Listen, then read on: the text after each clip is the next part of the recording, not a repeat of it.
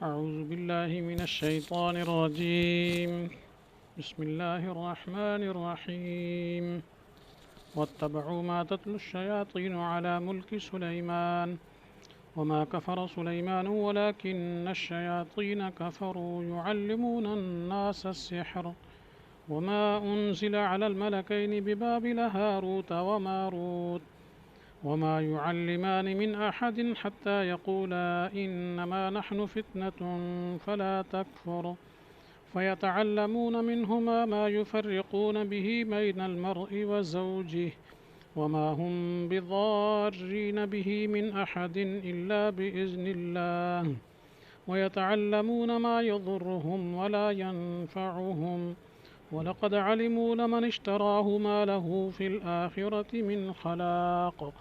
ولبئس ما شروا به أنفسهم لو كانوا يعلمون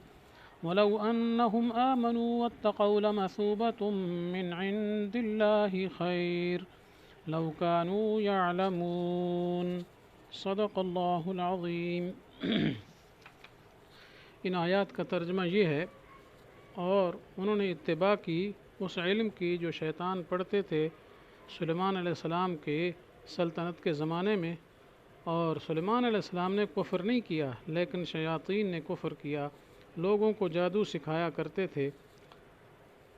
اور اتباع کی اس چیز کی جو اتاری گئی دو فرشتوں پر جو شہر بابل میں تھے، جن کا نام ہاروت اور ماروت ہے، اور وہ نہیں سکھاتے تھے کسی کو، حتیٰ کہ یہ کہتے کہ ہم تو آزمائش کے لیے ہیں، لہذا تم کافر نہ بنو. پس سیکھتے تھے لوگ ان دونوں فرشتوں سے جو وہ جادو جو جدائی ڈالتے تھے اس کے ذریعے خامند اور اس کی بیوی کے درمیان، اور وہ نہیں تھے نقصان دینے والے اس کے ذریعے کسی کو مگر اللہ کے حکم سے، اور سیکھتے تھے وہ چیز جو ان کو نقصان پہنچائے اور نفع نہ دے. وَلَقَدْ عَلِمُوا، بے شک یہ لوگ خوب جان چکے ہیں کہ جو شخص اختیار کرے گا اس جادو کو تو اس کے لیے آخرت میں کوئی حصہ نہیں. وَلَبِئْسَ مَا شَرَوْا بِهِ، اور برا ہے جو انہوں نے بیچا اس کے بدلے میں اپنے نفسوں کو، کاش کہ وہ جانتے. وَلَوْ أَنَّهُمْ آمَنُوا وَاتَّقَوْا، اگر وہ ایمان لے آتے اور تقوی اختیار کرتے تو بدلہ ہے اللہ کی طرف سے بہت اچھا، کاش کہ ان کو سمجھ ہوتی. تو یہ آیات جیسے کل میں نے عرض کیا تھا تیسرے شبہ کا جواب ہے. تیسرا شبہ اجمالاً پھر دوہرا دیتا ہوں کہ یہودی کہتے تھے کہ ہم نے اپنی کتابوں میں یہ پڑھا ہے سلیمان علیہ السلام کے زمانے میں سلیمان علیہ السلام جادو کیا کرتے تھے جن کے زور پر ان کی حکومت چلا کرتی تھی، تو ہم کیسے کیا ہے ان کی طرز پہ نہ چلیں. تو وہ جادو کرتے تھے، غیر اللہ کو پکارا کرتے تھے، تو لہذا غیر اللہ کی پکار جائز ہے. جو آپ صلی اللہ علیہ وسلم کا نیا پروگرام پیش کرتے ہیں یہ درست نہیں ہے، اس کے مطابق نہیں ہے. تو اس کا جواب یہ دیا وَاتَّبَعُوا مَا تَتْلُو الشَّيَاطِينُ عَلَى مُلْكِ سلیمان، کہ ان لوگوں نے جو اتباع کی ہے اس علم کی، اس جادو کی جو سلیمان علیہ السلام کے زمانے میں شیاطین پڑھا کرتے تھے. تو اصل میں سلیمان علیہ السلام نے ایسا نہیں کیا، یہ شیاطین جادو وغیرہ کرتے تھے. اس لیے آگے صراحتاً فرمایا وما کفر سلیمان، سلیمان علیہ السلام نے کفر نہیں کیا تھا، ولیکن الشیاطین کفروا، لیکن کفر کس نے کیا تھا؟ شیطانوں نے. جیسے تفصیل سے میں نے پہلے عرض کر دیا تھا کہ شیطان لوگ کیا ہے ایک کام کیا کرتے تھے. سلیمان علیہ السلام نے تو ان سے لے کر پھر ان کے جادو کے چکروں کو کیا ہے اور ان کو جو لکھے ہوئے تھے سب کچھ کو دفنا دیا تھا. تو یہ لوگ کیا ہے اصل میں ان کی اتباع کر رہے ہیں شیاطین کی، کہ وہ شیاطین لوگوں کو جادو سکھایا کرتے تھے. تو یہ ایک تو جواب دے دیا گیا سلیمان علیہ السلام کے بارے میں جو خیالات لوگوں کے غلط ہو رہے تھے یہودیوں کے، کہ وہ خود کیا ہے جادو کے زور پر حکومت کر رہے تھے اور جادو میں غیر اللہ کی پکار ہوتی تو وہ غیروں کو پکارا کرتے تھے. آگے وما انزل علی الملکین ببابل ہاروت، اس کا عطف ہے واتبعوا کے بعد جو ما تتلو الشیاطین. ایک تو یہ چلتے ہیں کس پر؟ جو شیاطین پڑھا کرتے تھے، اور دوسرا وہ اتباع کرتے ہیں اس علم کی جو اتارا گیا تھا دو فرشتوں پر بابل میں، ہاروت اور ماروت پر. تو ان کا اصل دو فرشتے تھے. بابل شہر جو عراق کا ایک شہر ہے، پرانے زمانے کی پرانی تہذیب ہے، بہت پرانی. تو دو فرشتے اتارے گئے تھے. اصل اس کی صورتحال جو ہے فرشتوں کو کیوں اتارا گیا تھا، جادو سکھانے کے لیے بھیجے گئے تھے، تو اس کی وجہ جو ہے حضرت تھانوی رحمۃ اللہ علیہ کے الفاظ میں میں تمہیں سنا دیتا ہوں۔ تو انہوں نے لکھا ہے کہ ایک زمانے میں جس کی پوری تعین میں کوئی محققانہ رائے اس وقت سامنے نہیں، دنیا میں اور خصوصاً بابل میں جادو کا بڑا چرچا تھا، اور اس کے عجیب اثرات کو دیکھ کر جاہلوں کو اس کی حقیقت اور انبیاء کرام علیہ السلام کے معجزات کی حقیقت میں اختلاط و اشتباہ ہونے لگا، اور بعض لوگ جادوگروں کو مقدس اور قابل اتباع سمجھنے لگے، اور بعض لوگ جادو کو نیک کام سمجھ کر اس کو سیکھنے اور اس پر عمل کرنے لگے۔ تو جیسا موجودہ دور میں مسمرزم کے ساتھ لوگوں کا معاملہ ہو رہا ہے، تو بہرحال یہ کہ اللہ تعالیٰ نے اس اشتباہ اور غلطی کو رفع کرنے کے لیے بابل میں 2 فرشتے ہاروت اور ماروت نامی اس کام کے لیے بھیجے کہ لوگوں کو سحر کی حقیقت اور ان کے شعبوں سے مطلع کر دیں تاکہ اشتباہ جاتا رہے، اور جادو پر عمل کرنے نیز جادوگروں کے اتباع کرنے سے اجتناب کر سکیں۔ تو جس طرح انبیاء علیہ السلام کی نبوت کو معجزات و دلائل سے ثابت کر دیا جاتا ہے، اسی طرح ہاروت و ماروت کے فرشتے ہونے پر دلائل قائم کر دیے گئے تاکہ ان کے احکامات و ارشادات کی تعمیل و اطاعت ممکن ہو۔ تو یہ حضرت تھانوی رحمۃ اللہ علیہ نے لکھی کہ اصل بھیجا اس لیے گیا تھا جادوگروں کو کہ جادو بہت زیادہ تھا، لوگوں کو معجزے اور جادو کا فرق نہیں معلوم ہو رہا تھا، تو یہ فرشتے اس لیے اتارے اللہ تعالیٰ نے تاکہ یہ کیا کریں، لوگوں کو حقیقت جادو کی بتا دیں کہ جادو یہ ہوتا ہے، اس کے یہ جزیات ہیں، یہ طریقے ہیں۔ تو وہ اس لیے اتارے گئے تھے تاکہ ان کو غلط کاموں پر اطلاع دی جائے، اس لیے تاکہ اس سے بچ سکیں۔ پھر وہ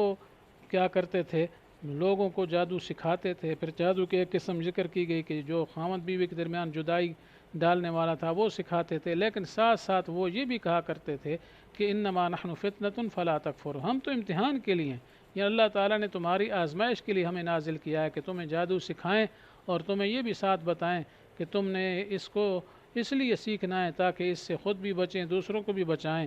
اور یہ نہیں کہ سیکھ کر پھر خود یہ کام شروع کر دیں، کیونکہ جو خود بچے گا دوسروں کو بچائے گا تو ظاہر ہے تو اس نے تو سیکھنے سے نفع اٹھایا ہے، لیکن جو آدمی جادو سیکھنے کے بعد پھر خود ہی اس عمل کو اختیار کر لے گا تو پھر ظاہر بات ہے جادو کی اکثر اقسام ایسی ہیں جن میں کیا ہے شرک ہے، کفر ہے، اس لیے وہ خود ہی کافر ہو جائے گا، اس لیے وہ روکا کرتے تھے۔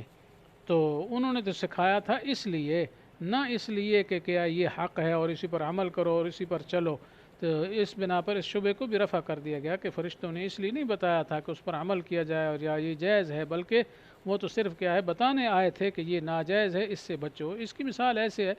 جیسے لوگ کفری کلمات بکتے ہیں، کبھی کوئی غلط کلمہ کبھی کوئی، تو لوگوں کو پتہ نہیں ہے کہ اس سے کفر ہوتا ہے، تو کوئی عالم ایسا کرتا ہے کہ وہ کفری کلمات جو ہے لوگ بکتے ہیں مختلف معاشرے کے اندر، تو ان الفاظ کو جمع کرے، بھائی دیکھو یہ کلمہ آج کل بولا جاتا ہے، یہ بات کہی جاتی ہے تو یہ تو کفر تک پہنچی ہو، یہ اس طرح یہ بات کہی جاتی کفر پہنچی ہے، یہ عمل کیا جاتا ہے یہ کفر تک پہنچا ہوا ہے، تو اس لیے وہ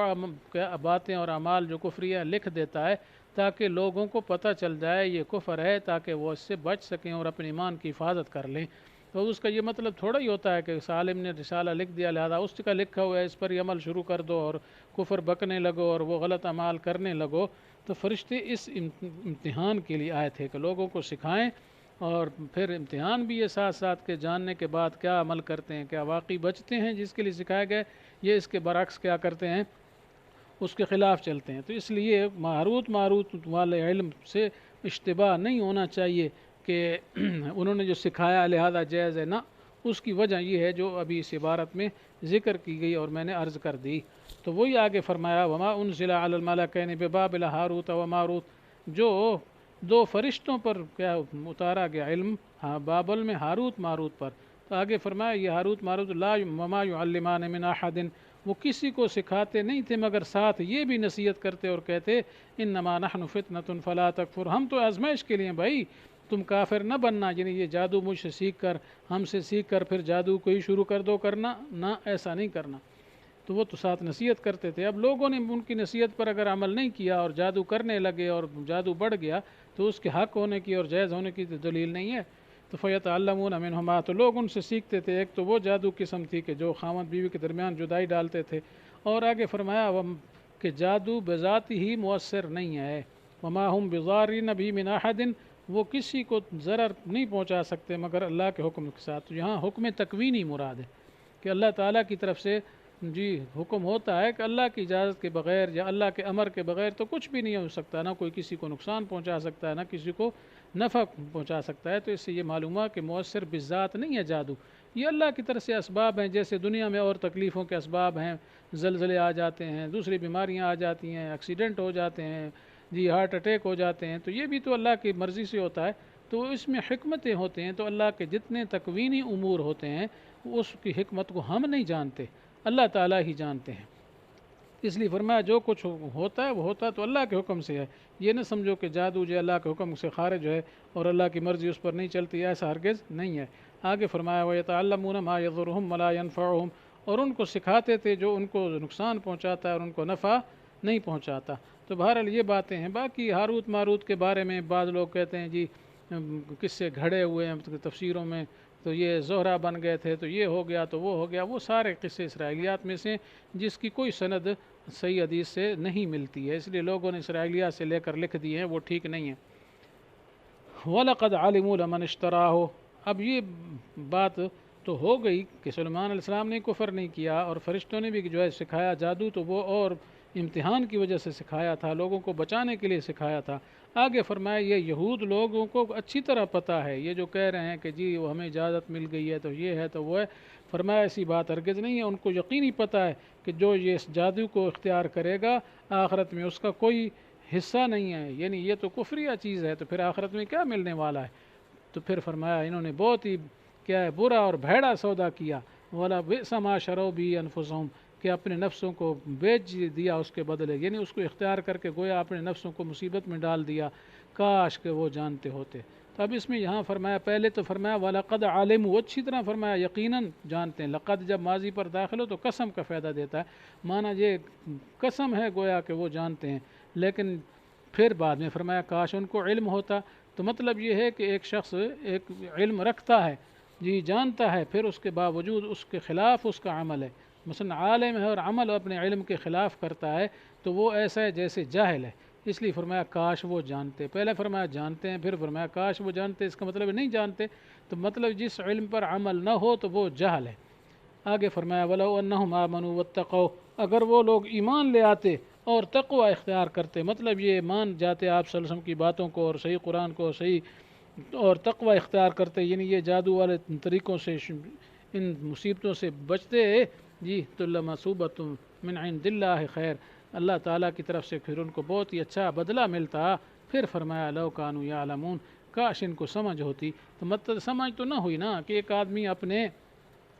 دنیا بنانے کے لیے، دنیا کا مال اکٹھے کرنے کے لیے اپنے دین کو برباد کرے، اس سے زیادہ کیا احمق کوئی شخص بھی نہیں ہے، کیونکہ اصل زندگی تو آخرت کی زندگی ہے، یہاں دنیا کی زندگی کیا زندگی ہے جی۔ تو سمجھدار لوگوں کو چاہیے جی اپنے مستقبل کے لیے کچھ کرنا چاہیے، بڑے سمجھدار ان لوگوں کو آج کل سمجھا جاتا ہے جی اپنی بچوں کو پڑھا رہے ہیں تو تعلیم اعلیٰ دلوا رہے ہیں تو ان کو بڑے بڑے عہدے ملیں گے تو مال ملے گا، جی مستقبل سنوار رہے ہیں ان کا، اور بھائی یہ مستقبل دنیا والا کیا مستقبل ہے، یہ تو چند روزہ زندگی، اصل مستقبل تو آخرت کا ہے،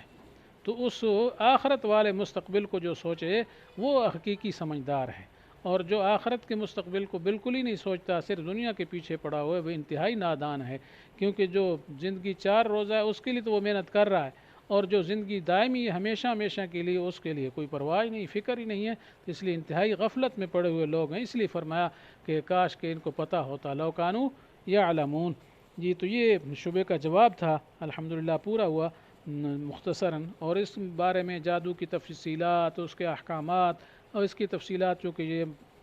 کسی کو مقصود ہو اس کا جاننا، تو پھر اس کو چاہیے کہ لمبی تفسیروں کا مطالعہ کرے جس میں یہ احکامات لکھے گئے ہیں، خصوصاً معارف القرآن حضرت مولانا مفتی شفیع صاحب رحمۃ اللہ علیہ کی، اس کا مطالعہ کرے جی، تو اس میں وہ کافی کچھ انہوں نے احکام لکھے ہیں فقہی طور پر کہ جادو کس کو کہتے ہیں، اس کے اثرات کیسے ہوتے ہیں، پھر اس کا حکم کیا ہے، جادو کرنا، جادو کی اقسام کتنی ہیں، تو بہرحال اکثر اقسام ایسی ہیں جس میں کیا غیر اللہ کی پکار ہوتی ہے۔ تو اللہ تعالیٰ سے دعا ہے کہ ہمیں اللہ تعالیٰ صحیح راہ پر چلنے کی توفیق نصیب فرمائے اور فکر آخرت نصیب فرمائے اور صحیح عقل والا انسان بنا دے جس کو اپنی آخرت کی فکر ہوتی ہے۔ وآخر دعوانا ان الحمد للہ رب العالمین۔